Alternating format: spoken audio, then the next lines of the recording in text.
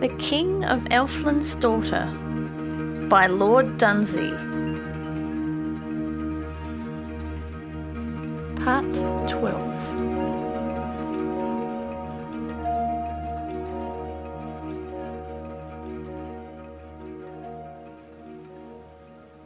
Chapter 24. Lureloo speaks of earth and the ways of men. The troll had found Orion in his castle and had laid his plan before him. Briefly, the plan was to have more whips for the pack, for one alone could not always guard every hound from straying when they went to the boundary of twilight, where but a few yards away lay spaces from which, if a hound ever came home, as lost hounds do at evening, it would come home all worn and bedraggled with age for its half-hour of straying. Each hound, said Lureloo, should have its troll to guide it, and to run with it when it hunted, and be its servant when it came home hungry and muddy.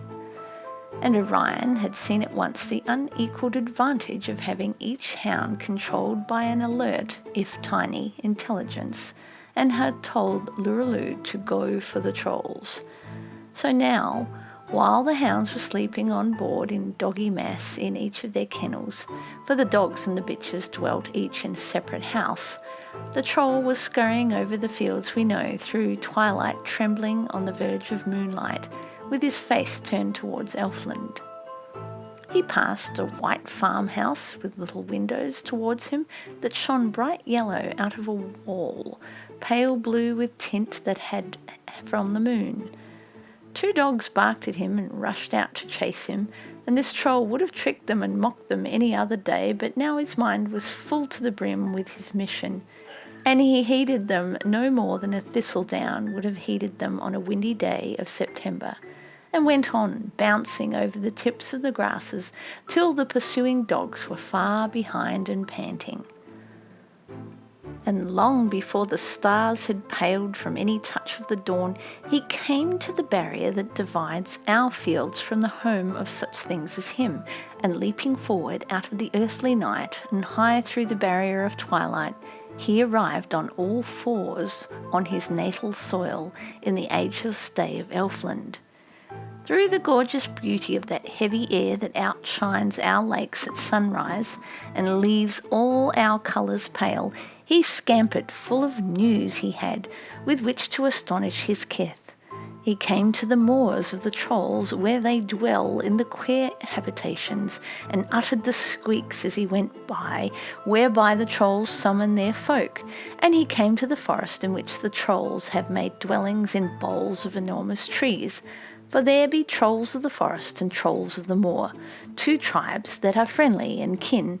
And there he uttered against the squeaks of the trolls' summons, and soon there was a rustling of flowers through the deeps of the forest, as though all 4 winds were blowing, and the rustling grew and grew, and the trolls appeared, and sat down one by one near Lureloo. And still the rustling grew, troubling the whole wood, and the brown trolls poured on it and sat down round Lureloo. From many a tree bole and hollows thick with fern they came tumbling in, and from the high thin gomacs afar on the moors, to name as are named in Elfland those queer habitations for which there is no earthly name, the odd grey cloth-like material draped tent-wise about a pole. They gathered about him in the dim but glittering light that floated among the fronds of those magical trees, whose soaring trunks outdistanced our eldest pines, and shone on the spikes of cacti of which our world little dreams. And when the brown mass of the trolls were all gathered there, till the floor of the forest looked as though an autumn had come to Elfland, strayed out of the fields we know, and when all the rustling had ceased and all the silence was heavy again, as it had been for ages, Lureloo spoke to them, telling them tales of time. Never before had such tales been heard in Elfland. Trolls had appeared before in the fields we know, and had come back wondering, but Lureloo among the houses of Earl had been in the midst of men and time, as he told the trolls, moved in the village with more wonderful speed than it ever did in the grass of the fields of earth. He told how the light moved. He told of the shadows. He told how the air was white and bright and pale. He told how, for a little while, earth began to grow like Elfland, with a kind of light and the beginning of colours. And then, just as one thought of home, the light would blink away and the colours would be gone. He told of stars. He told of cows and goats and the moon, three-horned creatures that he found curious. He had found more wonder in earth than we remember, though we also saw these things once for the first time. And out of the wonder he felt at the ways of the fields we know, he made many a tale that held the inquisitive trolls and gripped them silent upon the floor of the forest, as though they were indeed a fall of brown leaves in October that a frost had suddenly bound. They heard of chimneys and carts for the first time. With a thrill they heard of windmills. They listened spellbound to the ways of men, and every now and then, as when he told of hats, there ran through the forest a wave of little yelps of laughter. Then he said that he should see hats and spades and dog kennels and look through casements and get to know the windmill, and curiosity arose in the forest among that brown mass of trolls, for their race is profoundly inquisitive. And Lureloo stopped not here, relying on curiosity alone to draw them from Elfland into the glittering fields we know, but he took them also with another emotion, for he spoke of the haughty, reserved, high, glittering unicorns who tarried to speak to trolls no more than cattle when they drink in pools of owl trouble to speak to frogs. They all knew their haunts. They should watch their ways and tell of these things to man, and the outcome of it would be that they should hunt the unicorns with nothing less than dogs. Now, however slight their knowledge of dogs, the fear of dogs is, as I have said, universal amongst all creatures that run, and they laughed gustily to think of the unicorns being hunted with dogs. Thus Lureloo lulled them towards earth with spite and curiosity, and knew that he was succeeding, and inwardly chuckled till he was well warmed within.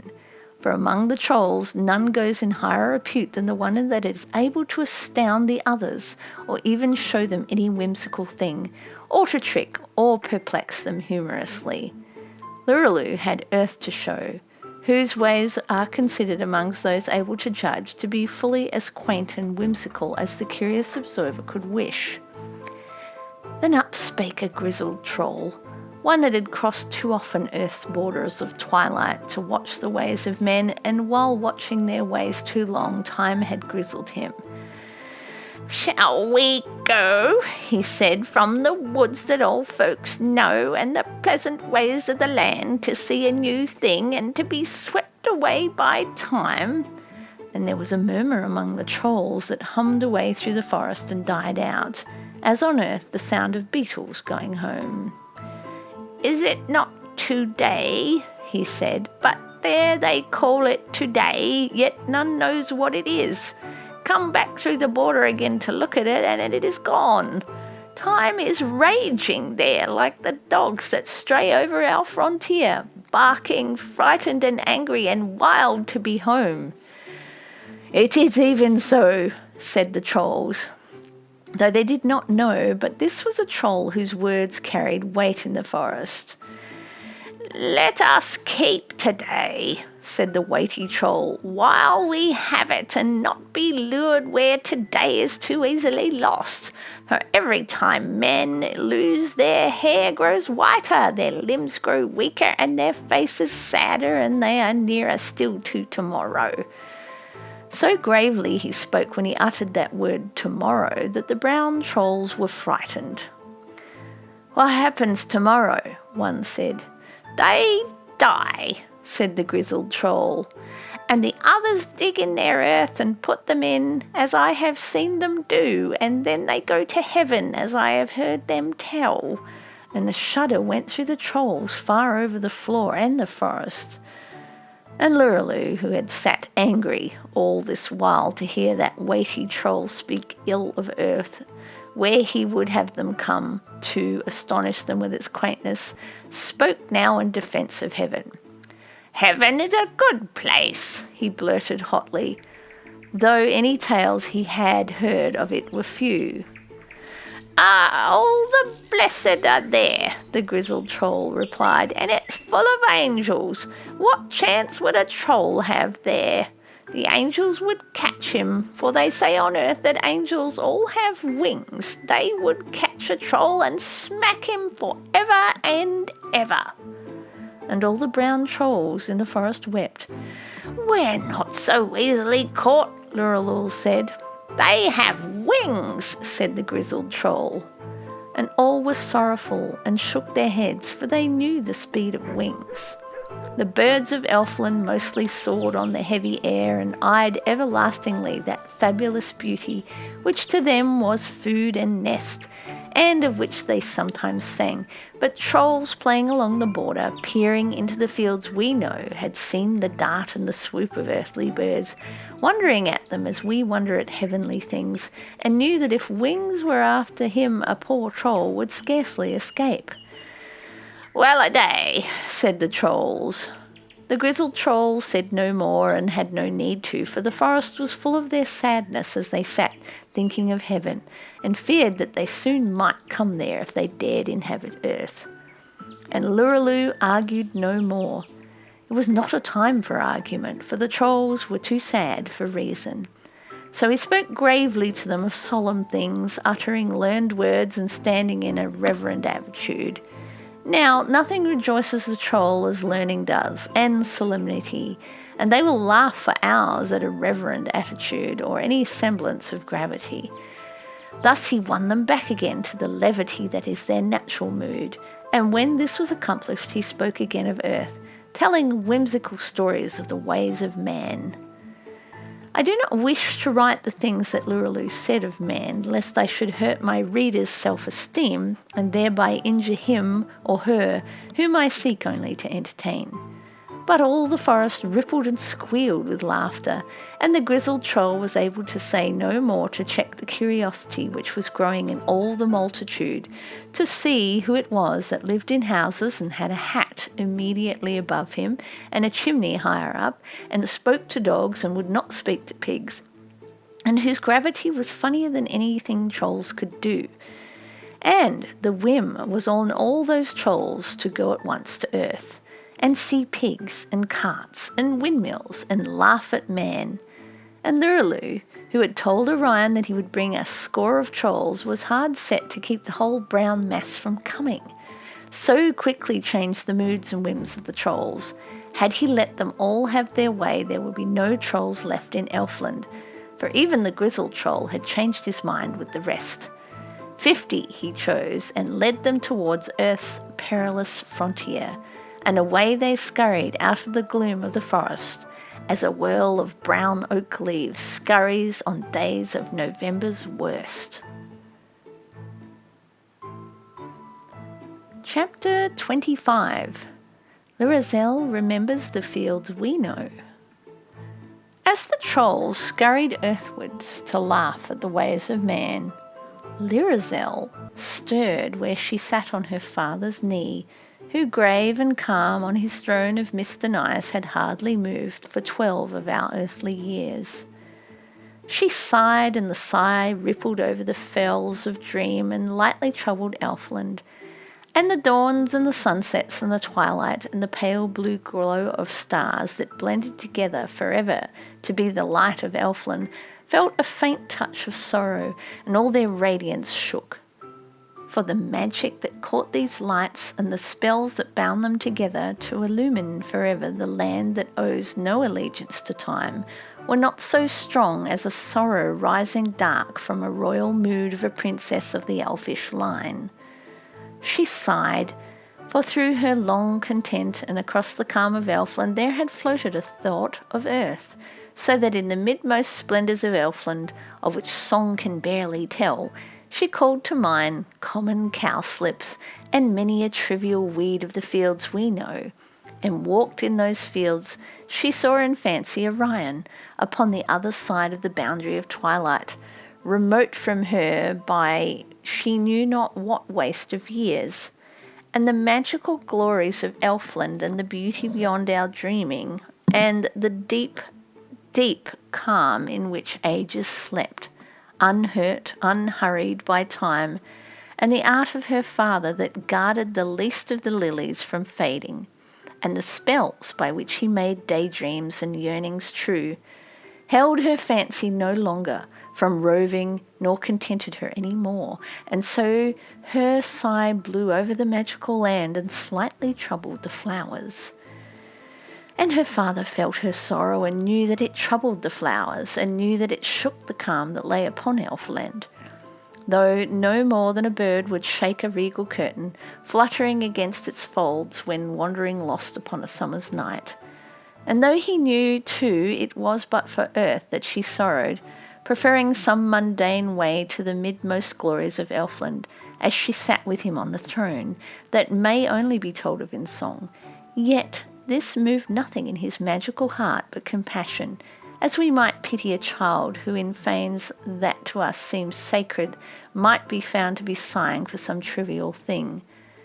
And the more that earth seemed to him unworthy of sorrow, being soon come, soon gone, the helpless prey of time, an evanescent appearance seen off the coasts of Elfland, too brief for the grave carer of mind, weighted with magic, the more he pitied his child for her errant whim that had rashly wandered here, and became entangled, alas, with the things that pass away. Ah, well, she was not content. He felt no wrath against earth that had lured her fancies away.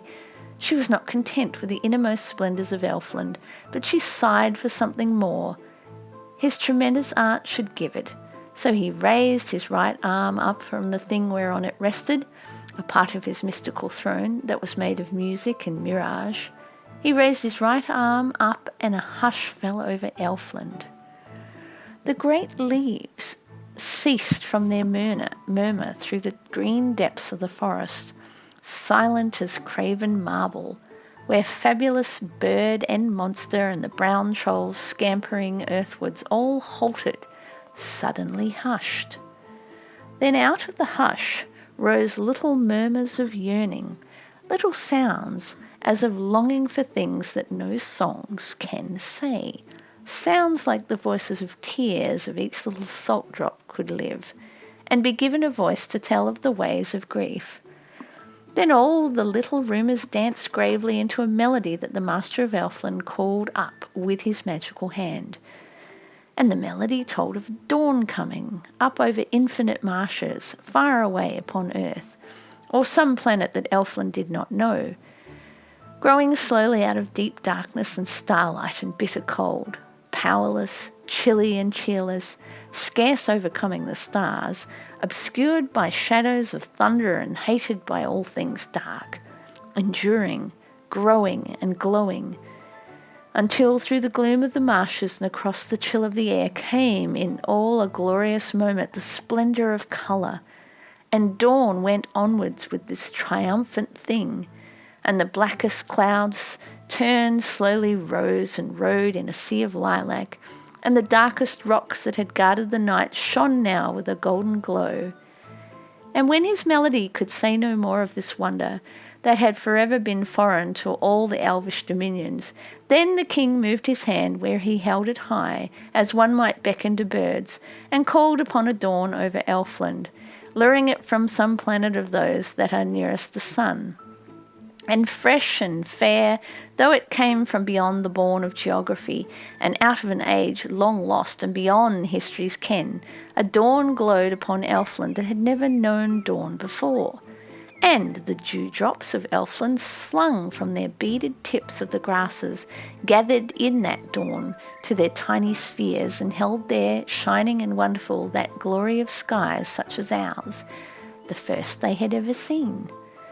And the dawn grew strangely and slowly over those unwonted lands, pouring upon them the colours that day after day our daffodils and day after day our wild roses, through all the weeks of their season, drink deep with voluptuous assemblies in utterly silent riot. And a gleam that was new to the forest appeared on the long strange leaves, and shadows unknown to Elfland slipped out from the monstrous tree boles and stole over grasses that had not dreamed of their advent. and the spires of that palace, perceiving a wonder less lovely indeed than they, yet knew that the stranger was magic, and uttered an unanswering gleam from their sacred windows that flashed over elvish fells like an inspiration, and mingled a flush of rose with the blue of the elfin mountains. And watchers on wonderful peaks that gazed from their crags for ages, lest from earth or from any star could come a stranger to Elfland, saw the first blush of the sky as it was felt the coming of dawn, and raised their horns and blew that call that warned Elfland against a stranger. And the guardians of savage valleys lifted horns of fabulous bulls and blew the call again in the dark of their awful precipices, and echo carried it on from the monstrous marble faces of rocks that repeated the call, all to their barbarous company. So Elfland rang with the warning that a strange thing troubled her coasts. And to the land thus expected, thus watchful, with magical sabres, elate along lonely crags, summoned from blackened scabbards by those horns to repel an enemy, dawn came now wide, now golden, the old, old wonder we know, and the place, the palace, with every marvel and with all its charms and enchantments, flashed out of its icy blue radiance a glory of welcome or rivalry, adding to Elfland a splendour of which only song may say. It was then that the elfin king moved his hand again, where he held it high by the crystal spires of his crown, and waved away through the walls of his magical palace, and showed to Lyrazel the unmeasured leagues of his kingdom. And she saw by magic, for so long as his fingers made this spell, the dark green forests and all the fells of Elfland, and the solemn blue pale mountains, and the valleys that weird folk guarded, and all the creatures of fable that crept in the dark of the huge leaves, and the riotous trolls as they scampered away towards earth. She saw the watchers lift their horns to their lips, while there flashed a light on the horns that was the proudest triumph of the hidden art of her father, the light of a dawn lured over unthinkable spaces to appease his daughter and comfort her whims and recall her fancies from earth. She saw the lawns whereupon time had idled for centuries, withering not one bloom of all the boundary of flowers, and the new light coming upon the lawns she loved, through the heavy colour of Elfland, gave them a beauty that they had never known until dawn made this boundless journey to meet the enchanted twilight. And from all the while there glowed and flashed and glittered those palace spires of which only a song may tell.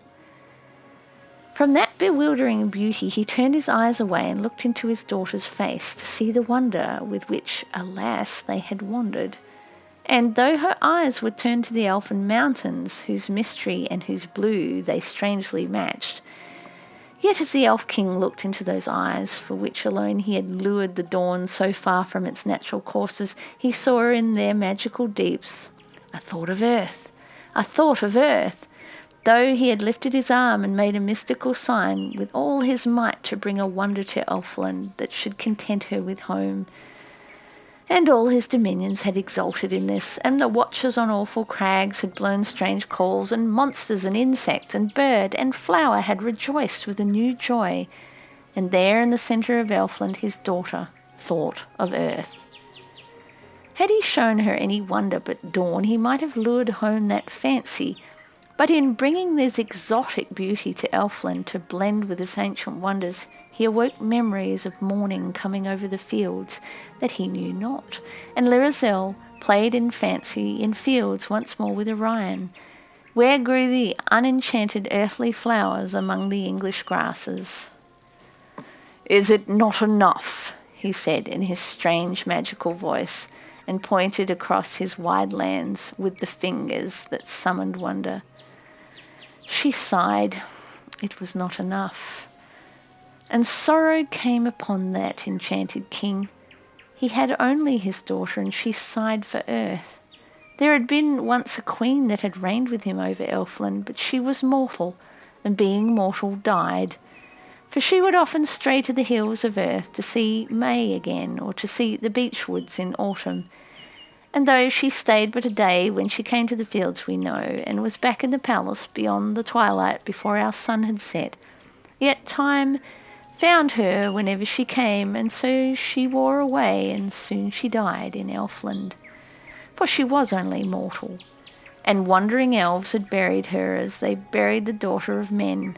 And now the king was all alone with his daughter, and she had just sighed for earth. Sorrow was on him, but out of the dark of that sorrow arose, as often with men, and went up singing out of his mourning mind an inspiration gleaming with laughter and joy. He stood up then and raised both his hands, and his inspiration broke over Elfland in music. And with the tide of that music there went, like the strength of the sea, an impulse to rise and dance, which none in Elfland resisted. Gravely he waved his arms, and the music floated from them, and all that stalked upon the forest, and all that crept upon leaves, all that leapt amongst the craggy heights, or browsed upon acres of lilies, all things and all manners of places, yea, the sentinel guarding his presence, the lonely mountain watchers and the trolls as they scampered towards earth, all danced to a tune that was made of the spirit of spring, arriving on an earthly morning among happy herds of goats. And the trolls were very near the frontier now, their faces already puckering to laugh at the ways of men, and they were hurrying with all the eagerness of small vain things to be over the twilight that lies between Elfland and earth. Now that they went forward no longer, but only glided in circles and intricate spirals, dancing same such dance as the gnats in summer evenings dance over the fields we know, and grave monsters of fable in deeps of the ferny forest dance minuets that witches had made of their whims and their laughter. Long ago in their youth, before cities had come to the world, and the trees of the forest heavily lifted slow roots out of the ground and swayed upon them uncouthly, and then danced as on monstrous claws, and the insects danced on the huge waving leaves, and in the dark of the long caverns weird things in enchanted seclusion rose out of their age-long sleep and danced in the damp. And beside the wizard king stood, swaying slightly to the rhythm that had set dancing all magical things, the Princess Lyrazel, with that faint gleam on her face that shone from a hidden smile, for she secretly smiled forever at the power of her great beauty. And all in a sudden moment the elf king raised one hand higher and held it high, and stilled all that danced in Elfland, and gripped by a sudden awe all magical things, and sent over Elfland a melody on all made of notes he had caught from wandering inspirations that sing and stray through limpid blue eyes beyond our earthly coasts. And all the land lay deep in the magic of that strange music, and the wild things that earth had guessed at, and the things hidden even from legend, were moved to sing age-old songs that their memory had forgotten. And fabulous things of the air were lured downwards out of the great heights, and emotions unknown and unthought of troubled the calm of Elfland. The flood of music beat with wonderful waves against the slopes of the grave blue elfin mountains, till their precipices uttered strange bronze-like echoes. On earth no noise was heard of music or echo, not a note came through the narrow border of twilight, not a sound, not a murmur. Elsewhere these notes ascended and passed like rare strange moths through all the fields of heaven, and hummed like untraceable memories about the souls of the blessed, and the angels heard that music but were forbidden to envy it. And though it came not to earth, and though never our fields have heard the music of Elfland, yet there were then, as there have been in every age, lest despair overtake the peoples of earth, those that make songs for the need of our grief and laughter. And even they heard never a note from Elfland across the border of twilight that kills their sound. But they felt in their minds the dance of those musical notes, and wrote them down, and earthly instruments played them, and never till then have we heard the music of Elfland. For a while the elf king held all things that owed him allegiance, and all their desires and wonders and fears and dreams, floating drowsily on the tides of music that was made of no sounds of earth, but rather of that dim substance in which planets swim, and with many another marvel that only magic knows. And then, as all Elfland was drinking the music in, as our earth drinks in soft rain, he turned again to his daughter with that in his eyes and said, "What land is so fair as ours?"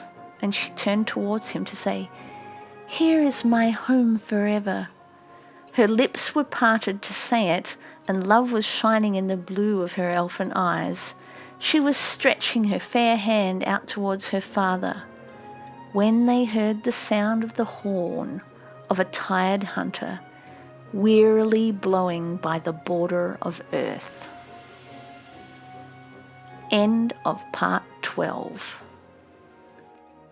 If you have been enjoying this audiobook, please take the time to subscribe. It would really help the station. If you could also like or leave a comment or share this station with other friends, that would be great. Thank you.